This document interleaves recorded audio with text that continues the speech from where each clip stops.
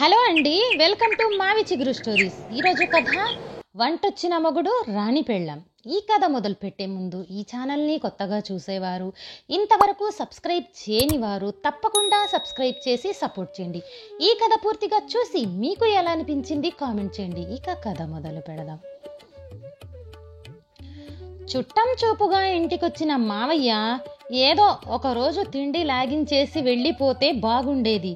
City చూడాలంటాడు, Charminar ఎక్కాలంటాడు, జూకి వెళ్దాం రమ్మంటాడు, బుద్ధుని విగ్రహం చుట్టూ హుసేన్ సాగర్లో బోటు షికార్లు చేయాలంటాడు.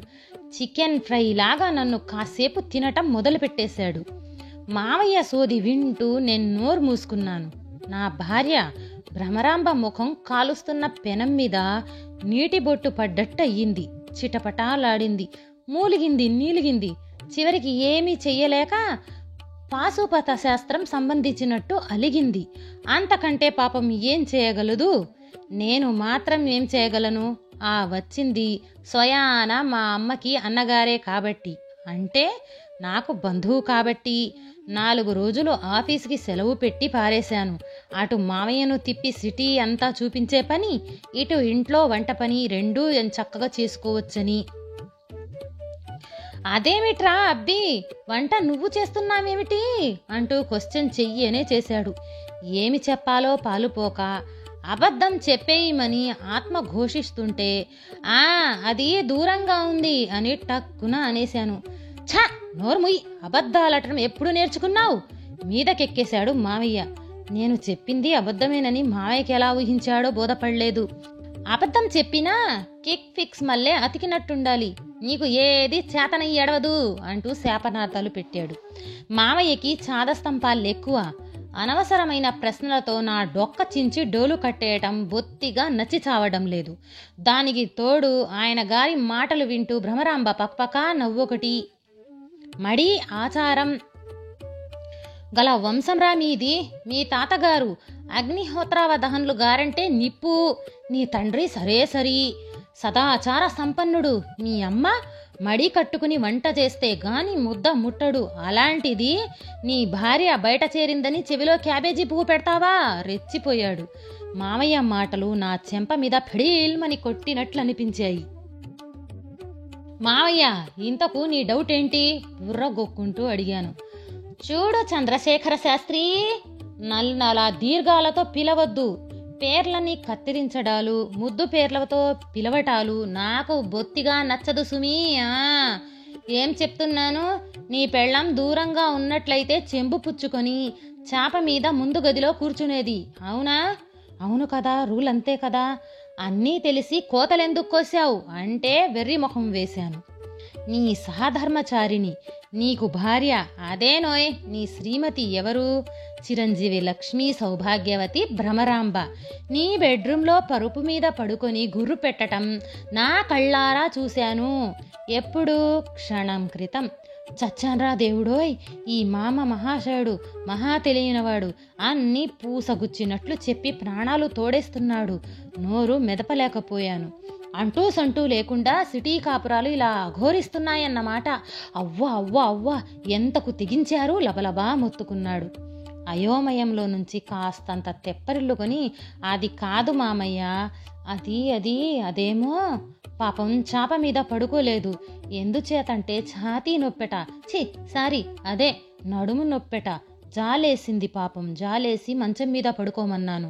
మరో అబద్ధం ఆడేశాను. అఘోరించలేకపోయావు?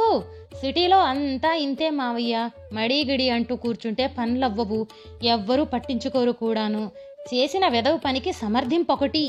ఈ విషయం మీ అమ్మా నాన్నలకి తెలిస్తే ఉరేసుకొని చస్తారా? నేనంటే ఏదో అవసరానికి సర్దుకుపోగలను.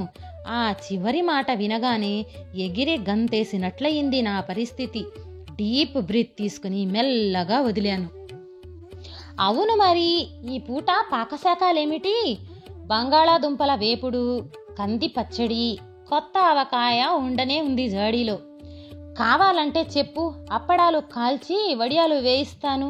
అది సరేరా, ఆనపకాయ ముక్క ఉంటే కాస్తంత పులుసు కూడా పెట్టు. పులుసు లేకపోతే తిన్నట్టు అనిపించి చావదరా. అది సరే, కంది పచ్చడి రోట్లోనే రుబ్బాలి సుమా. మిక్సీలో ఆడిస్తే పేస్ట్ అవుతుంది, అసలు రుచే ఉండదు. చాదస్తంతో పాటు రుచి పాకాల పాఠం చదివాడు. మూర్ఛ వచ్చినంత పనైంది నాకు. అంతలోనే తెప్పరిల్లుకొని, మై డియర్ మావయ్య, ఇవన్నీ వండి వర్తిస్తూ కూర్చుంటే బయటకి తీసుకెళ్ళి నిన్ను తిప్పుకురావటానికి టైం సరిపోదు మరి. మనసులో మాట చెప్పేశాను. చూడు, ముందు భోజనం, తర్వాతే మిగతావి. అర్థమైంది కదా? సిటీ అంటే ఎంత గొప్పగా ఉంటుందో అనుకున్నా. తీరా చూస్తే ఏముంది, అంతా మురికి కూపంలా ఉంది. ఎక్కడ చూసినా చెత్త డబ్బాలు, మురికి గుంటలు, గుంటల రోడ్లు, వాహనాల జోరు, అంతా పొల్యూషన్ కంపు. మీరిక్కడ ఎట్టా బతుకుతున్నారో గాని నాకు రోత్ అనిపిస్తుంది. అయితే ఏమంటావు? చూసినంత వరకు చాలే గాని రాత్రికి నన్ను రైలు ఎక్కించు. వంట మాత్రం నువ్వు రుచిగా చేసేడు. అమ్మయ్య, సిటీ దెబ్బకు మావయ్య డొడుసుకున్నాడు. తోక పీకేస్తానంటున్నాడు. లేకపోతే ఇంత త్వరగా కదిలే ఘటం కాదు. మధ్యాహ్నం భోజనాలయ్యాక రైల్వే స్టేషన్కి బయలుదేరాను. ఒరేయ్, డబ్బు అనవసరంగా తగిలేశావు. నేను సీనియర్ సిటిజన్ని, కన్సెషన్ ఉంటుంది. ఆ విషయం గుర్తుంచుకొని టికెట్ కొను. ముందుగానే వార్నింగ్ ఇచ్చాడు. తెలుసన్నట్టుగా తలూపి బయటకు కదిలాను. పెళ్లి చూపుల నాడే నీకు వంట వార్పు వచ్చని మా వాళ్ళు నిన్ను నిగ్గదీసి మరీ అడిగితే నువ్వేమో గంగిరెద్దులాగా తలూపావు. మీ పేరెంట్స్ ఏమో నీకు వత్తాసొచ్చారు.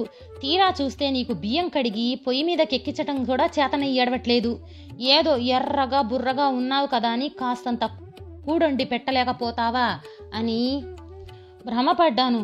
చూసినప్పుడు నా అవస్థ. చుట్టం ఇంటికొస్తే నువ్వు వంట రాదని చెప్పలేక మంచం ఎక్కుతావు. వచ్చిన వారికి వండి పెట్టలేక నా చావుకొస్తుంది. నిజం ఆనాడే చెప్పి ఏడ్చినట్టయితే నీ మెళ్ళో తాలి కట్టి ఉండేవాడినే కాదు.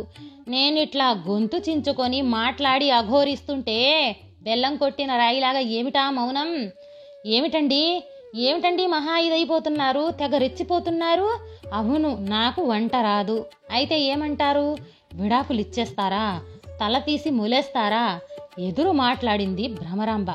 ఎక్కడి నుంచి వచ్చింది దీనికింత ధైర్యం అనుకొని ఆశ్చర్యపోయాను. పోనీ వంట రాకపోతే పోనీ, నేను నేర్పుతానన్నానుగా. నన్ను చూసి నేర్చుకోను లేదాయే? ఇలా నన్ను సతాయించటం భావ్యమా చెప్పు భార్యమణి. నేనే తగ్గి మాట్లాడాను. ఇన్నేళ్ల మన కాపురంలో నీకు పప్పులో పోపు పెట్టడం రాదు, మజ్జిగ చిలకటం రాదు, పచ్చడి రుబ్బటం చేతకాకపోయే. రేపు మా అమ్మ నాన్న వచ్చారంటే నేను చచ్చానే. ఏదో మొగుణ్ణి కాబట్టి నువ్వు ఎట్లా వండి పడేసినా ఉడికి ఉడకని మెతుకులు, రుచి పచిలేని పదార్థాలు తింటూ సరిపెట్టుకుంటున్నారు. మళ్ళీ నేనే వాగాను. సర్లే, మీరు మరీను. ఏ ఆడదైనా ఇంతకంటే ఏం బాగా చేస్తుంది గనుక ఎట్లా చేసినా వంకలు పెడుతూనే ఉంటారు మీరు. అమ్మా నాన్న ఒక్కసారైనా రాలేదు. మేము ఎంత సుఖపడుతున్నామో చూసిన పాపానా పోలేదు. రేపు ఉదయం ట్రైన్కి అమ్మా నాన్నలు వస్తున్నారనే విషయం తెలిసిన క్షణం నుంచి నాలో ఆందోళన మొదలయ్యింది. నా చేత కంగారు భరతనాట్యం చేయిస్తుంది. ఎర్లీగా ఆఫీస్ నుంచి ఇంటికొచ్చాను.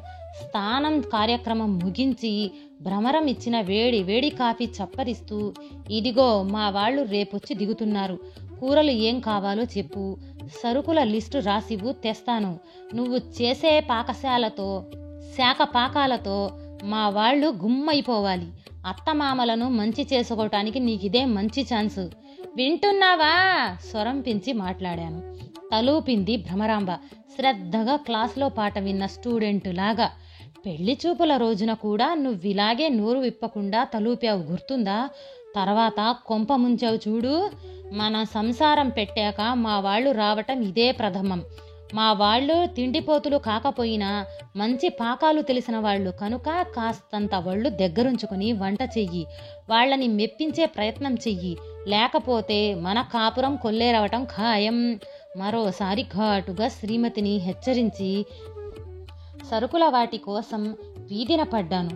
సిటీ ముఖం ఎన్నడూ చూసిన వాళ్ళు కాకపోవటాన నేను పేరెంట్స్ని రిసీవ్ చేసుకునేందుకు సికింద్రాబాద్ బయలుదేరాను. అప్పటికే ట్రైన్ వచ్చి ఆగటం చూసి నడక వేగం పెంచి స్టేషన్లో ఎగ్జిట్ గేట్ దగ్గరకు వచ్చి నిలబడ్డాను. అమ్మయ్యా, వచ్చి ఎడిసావు కదా, రాకపోతే మా గతేమిటని మదనపడి చస్తున్నాను. డాడీ శాపనార్థాలతో ఫస్ట్ విజిట్ మొదలయ్యింది. నాన్న చేతిలో బ్యాగ్ అందుకొని ముగ్గురం బయటకొచ్చి ఆటో ఎక్కాము. ఎట్టా ఉందిరా ఇక్కడ నీ పరిస్థితి? తోవలో నాన్న అడిగాడు. అన్నీ సైగలే కానీ నాన్నతో మాట్లాడాలంటే ఇంకా భయం పోలేదు. అంచేతనే నవ్వాను. అమ్మ నా తల నిమురుతూ బాగా చిక్కినట్టున్నావురా అంది. ఆటో ఇంటి ముందు ఆగింది. ముందు నేను, నా వెనుక అమ్మ నాన్న ఆటో దిగి ఇంటి ప్రహరీ గేటు తీసుకొని ఎంటర్ అయినారు. అమ్మడు అదే నా అర్ధాంగి పైట నిండుగా కప్పుకొని బయట అరుగు మీద నీళ్ల చెంబుతో అవుపించింది. కులాసాయేనా మావయ్య గారు అంటూ నీళ్ల చెంబు అందించి కాళ్ళు కడుక్కోమంది. ప్రయాణం బాగా సాగిందా అత్తయ్యా అని అత్తగారిని పరామర్శించటంతో వాళ్ల ముఖాలు చాటంతైపోయాయి. మొత్తానికి భ్రమరాంబకి పట్టు తెలుసు సుమా అనుకున్నాను మనసులోనే. వంట వార్పు విషయాల్లో కూడా ఇదే లెవెల్ మెయింటెనెన్స్ చేస్తే ఆహా ఇంకేముంది, అంతా భేషు. అందరం ఇంట్లోకి నడిచాము. లంకల కోడేరులో లంకంత కొంప, 10 ఎకరాల సుక్షేత్రమైన మాగాణి పొలం, వయసు మీద పడ్డ తండ్రి పౌరోహిత్యం, 2 చేతుల అర్జన, వైభవపేతంగా 3 కూతుళ్ల పెళ్లిళ్లు చేసి 3 అల్లుళ్లను తన చేతి కిందే పెట్టుకుని పౌరోహిత్యంలో ధర్మ సూక్ష్మాలు నేర్పిన ఘనపాటి మా నాన్న. ఆయనంటే ఊళ్ళో అందరికీ గౌరవం. ఈనాటికి మా ఊళ్ళో మా నాన్న ఎంత చెబితే అంత. ఆయన మాటంటే వేదవాక్కు. ఒక్కగానొక్క మగపిల్లవాడిని.